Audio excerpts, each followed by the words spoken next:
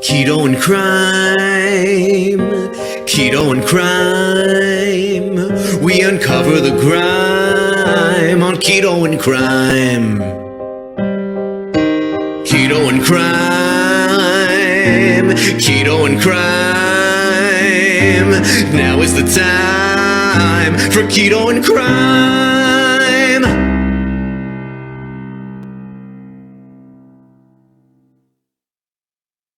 Hey everyone, Tracy here from Keto and Crime. Thank you so much to every single one of my patrons and channel members. You make this possible.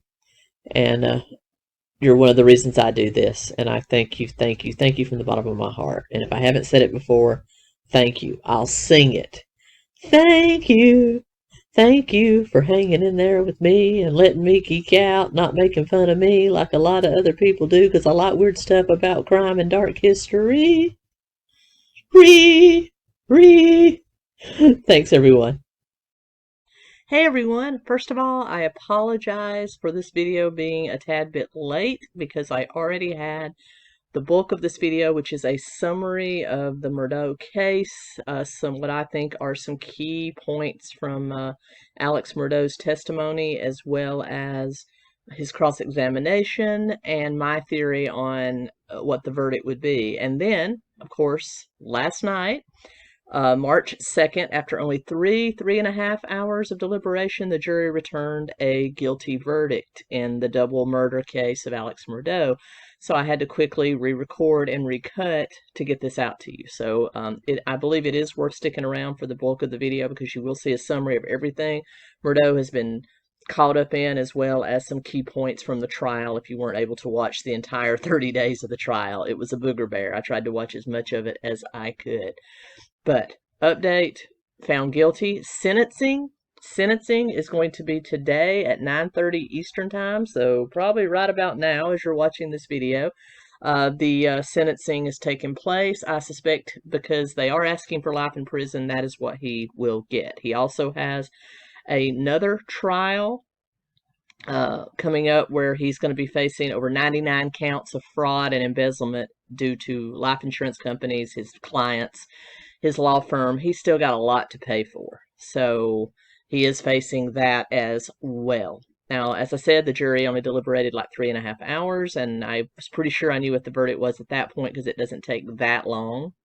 It has to be unanimous. So, you know, they were like, we're sick of this shit. We've been listening to it for 30 days. Guilty. I believe he did it. I absolutely believe they came back with the right verdict. But originally, I thought he was going to walk. Because, first of all, I think the fact that he was such a grotesque person, that it was quite plausible somebody else that he had wronged might have wanted to seek revenge on him. So I really thought that in a lot of ways the prosecution was making the case for that, because that was the defense's case. So, but ultimately the jury made the right decision. I'm awfully glad they made the right decision. And with that being said, let's jump into the original video I did, where I do a summary of the trial, and you'll see some high points of MurDaugh's testimony, which I thought, as shaky as it was, overall, I think he was very calm, at least during direct examination, and then it all began to kind of fall apart during cross-examination when Creighton Waters, the prosecutor, was absolutely a bulldog, hammering in on him. So I think that was their mistake, honestly, as it all came down, putting MurDaugh on the stand. You never put the accused on the stand. I mean, that's the first rule of any attorney I know will tell you that. So, unless they are 100% innocent, you do not put them on the stand. And I think obviously we knew where the cookie crumbled with this one. I still will be reviewing the Netflix docu-series, A Southern Scandal, and have that for you next week. If you want to catch me live today, I'll be over on Deprogrammed with Carrie Smith, hanging out with her and my good friend Mikey Harlow, just talking about the news of the day. I'm sure this trial will come into play over there. So definitely check that out. I'll link her channel below. And with that being said, let's dive in to my original video. Thanks a lot. Hey everyone, welcome to Keto and Crime. Today I've got an update on the 𝗟𝗏𝗄𝗏 trial. MurDaugh, they pronounce it all over the place. I'm just going to say MurDaugh. But this trial, of course, has taken the nation and the world by storm. It involves a whole long list of improprieties by this very prominent Southern family from the Carolina Low Country. If you want a breakdown of the MurDaugh family and their power in the Low Country of South Carolina, check out my video about that right up here someplace. If you're new here, welcome. I do true crime, political commentary sometimes. I do horror movie reviews and dark history primarily. And I am a person that leaves their Christmas tree up all year and just changes the decorations. So you will see that as well. If you have been here before, thank you so much for returning. And if I have not earned your subscription, I hope I do today. And with that being said, let's dive into a quick overview of the MurDaugh trial up to this point. All right, as we know currently, Alex MurDaugh stands being tried for the deaths of his youngest son, Paul, and his estranged wife, Maggie. But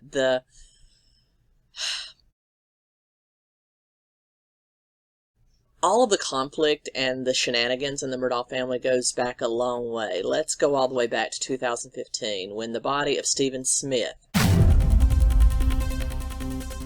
a friend and classmate of the MurDaugh's oldest son, Buster, was found in an apparent hit and run in Hampton County in South Carolina. His own car was parked several miles away, and it was at that time ruled to be a hit and run, though as he had died of head trauma. We do know now, because of the new Netflix docuseries, A Southern Scandal, and I will be watching that and reviewing that next week for you. I have not gotten a chance to review that yet, to watch that yet, but that is coming, and then we'll slip back into our Third Reich videos. But according to that documentary, from what I've read, there is a state trooper on there that kind of disputes the original findings. Now, whether or not that's true, we all know documentaries can be skewed toward one side or the other, so always be cautious of that. But we do know that a private investigator hired by Stephen Smith's mom alleges that Stephen, who was openly gay, may have been involved with Buster MurDaugh, and perhaps this was a cover-up. The case was reopened after the murders of Paul and Maggie, but that has since kind of faded to the background. We don't know the actual status of the Stephen Smith case, but it is tragic. And in that video where I do the whole long deep dive, I do talk about hate crime statistics in South Carolina and hate crime statistics in the Southeast, where I'm from. So it's very interesting, so definitely check out that video. Fast forward to February of 2018, Gloria Satterfield, the MurDaugh's housekeeper, was noted to have died from tripping down a very long staircase.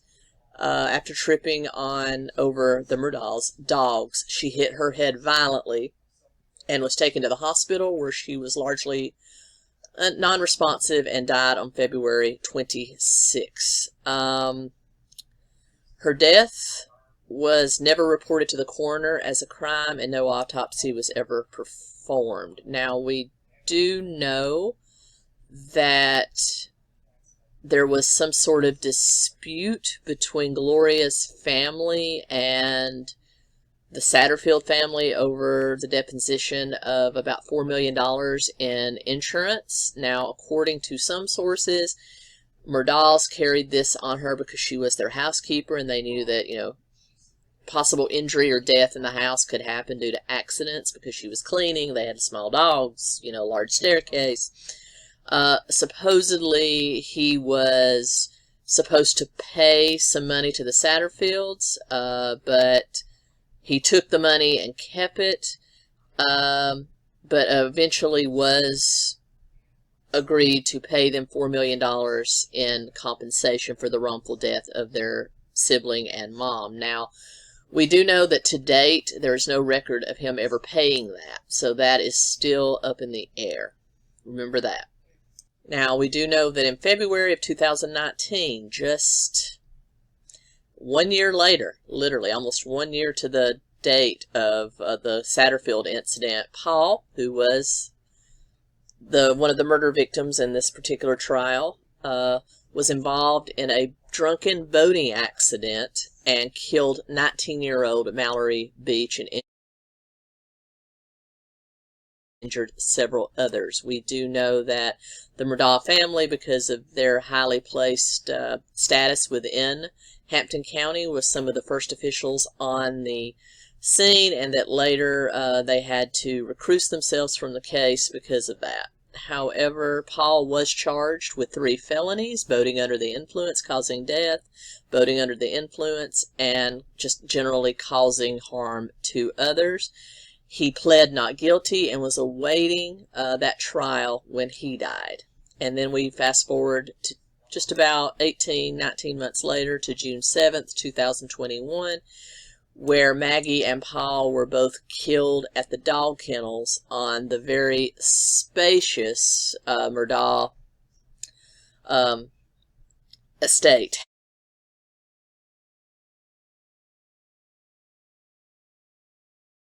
Now, we do know that Maggie was estranged from her husband. She was living at another vacation home across town and was nowhere near, was not living at the estate at the time. And currently these are the deaths that he stands accused of.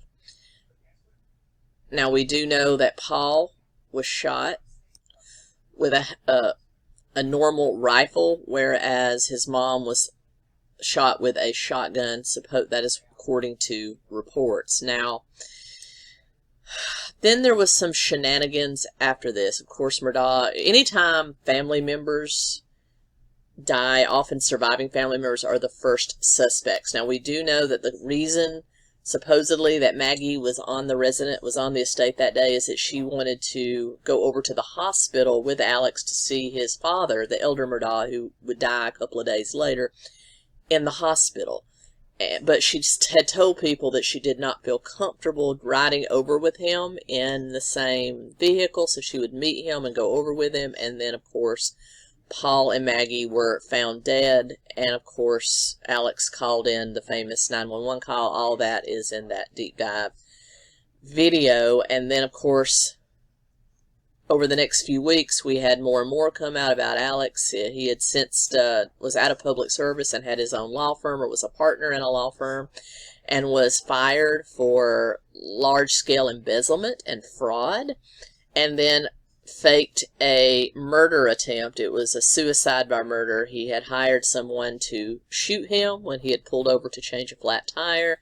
That attempt failed, and he later confessed to that. Now, that is all we know about the proceedings up until this point, except that Alex MurDaugh has confessed to having a lifelong struggle with alcohol and drug addiction, namely pills, and supposedly owes a lot of people a lot of money. We're talking insurance companies, clients, the Satterfield family, and now you have Paul, being involved in the death of a very young girl in Mallory Beach. So you have all of this coming down on this family, and now you finally have the trial going on, and it's approaching day 30. We do know that this week the jury is going to visit the dog kennels to kind of see what happened. Interesting points is that, first of all, the prosecutor in this case is a real bulldog. I really like him. And we have also seen a lot of evidence from the defense about gunshot residue, gunshot angles. They are contending that Alex could not have killed his family because they were shot from an upward angle. We're also having the prosecution disputing that, saying that he was the only likely suspect. You have Alex MurDaugh, who, out of context for most murder trials, you had the accused actually taking the stand. And it was a very interesting exchange.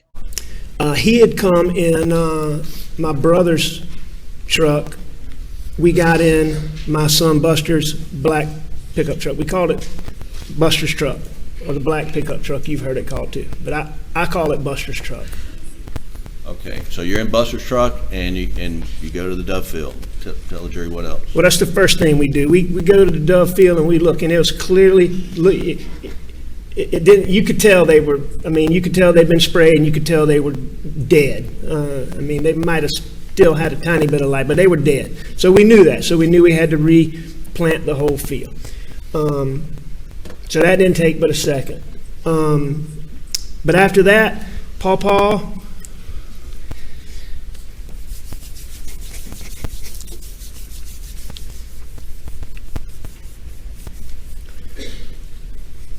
we just rode the property. We spent time together. We rode around and we spent time together on the property. Did you go to the duck pond? Oh yeah, we went to several food plots. We went to Single Oak Stand, we called it, which is across the road. I know we went to the Bridge Stand. Package, maybe. I know you're upset, Mr. MurDaugh, but I don't want you to get a gun and have a gun out whenever my officers get there, okay? Back up some more. Back up some more, please. My house, just to get a gun, just in case. What is your telephone number? 942-1227. I'm going back to my house just to get a gun, just in case. I'm about 100 yards from my house. Al, you said you're about 100 yards from the house? That's what I said. Is it much further than that? As you've heard in the testimony, it's 1,100 and something feet, but Okay. I said I was 100 yards. You were wrong about your estimate? I'm sure I was wrong. Okay. Keep going. And does anything look out of place?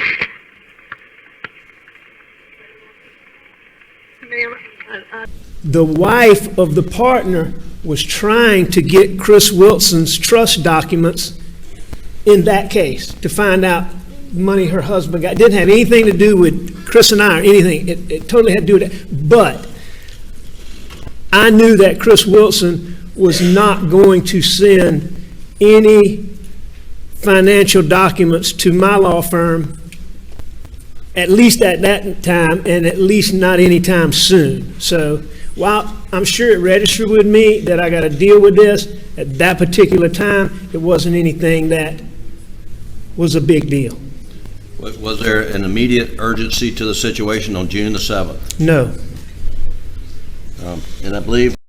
And basically you had the prosecutor in cross-examination barreling down on the fact that he had already lied about not being at the scene. There was a Snapchat video that Paul had taken where his voice is clearly heard, and then there was just the fact that he confessed to lying, having been on the scene. So what does this all boil down to? It boils down to that I really believe that he killed his family. He absolutely, they're trying to deflect blame onto the Beach family, onto online vigilantes, onto various drug cartel involvement. Now, if there's ever a case where a drug cartel could possibly be involved, this is it, because of all the money he owes to lots of people. I mean, that is very plausible. But I think they would go after him, not his family. I mean, I'm just saying. I mean, I know I've watched Breaking Bad and I watched Ozark, but still, you know, I'm not going to say that that's completely 100% plausible. I guess it could be, but I think they would go after him. However, we also know that he is a lawyer, and he put on a great show on the stand, and I think ultimately just May not have had to do that. They may have just trusted me to do it. Like you're breaking it down step by step. I can't say that. Right. I can say I did wrong. I stole money that wasn't mine, and I shouldn't have done it. All right. And it was terrible what I did. All right, well, let's look at stage 330. This is Arthur Badger in the EPS case, correct? That's correct. All right. You remember what generally that document? I do. And what is that? This is the disbursement sheet on the Dion Martin case. What happened to Dion Martin? He got in a wreck. Do you know his family When he got in the wreck, prior to him getting in the wreck? I knew who his family was, but prior to getting in the wreck. But after he got in this, her money, I did her wrong. But I don't even believe that 𝗟𝗟Mallory was there when I stole that money. I don't. If you look at that disbursement sheet, I don't even believe I ever showed that to her. Okay. You don't remember having any conversations with her when you lied with her about this case while you were stealing all her money? I don't think I did in this case. I don't think I had any meetings with her. I think I stole her money, and I don't believe that I had a meeting with her. See, again. And I think that all lies in that Alex MurDaugh is not a good person.